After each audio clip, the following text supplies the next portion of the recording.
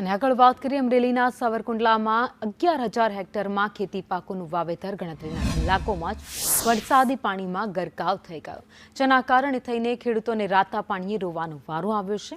વળી સફેદ ડુંગળી અને આંબાના પાકને પણ ભારે નુકસાન થયું છે, જેથી જગતનો તાત નિરાશ થયો છે.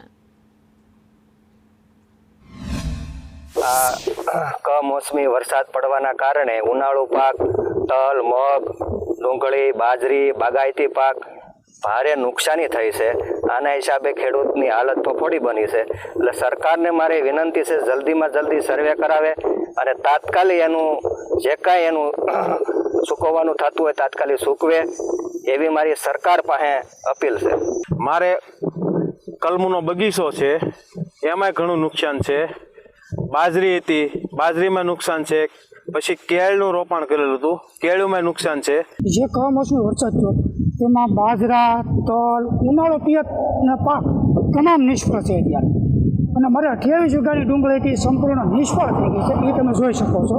સાવરકુંડલા તાલુકામાં હાલ ઉનાળુ અને લેટ રવિ વાવેતરના પાકોમાં જે નુકસાન થયેલું છે એનો સર્વેની કામગીરી હાલ ચાલુમાં છે.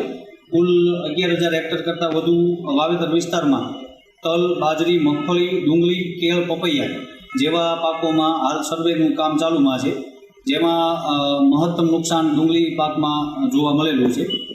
હાલમાં 38 ગ્રામ સેવકોની ટીમ દ્વારા સર્વેની કામગીરી ચાલુ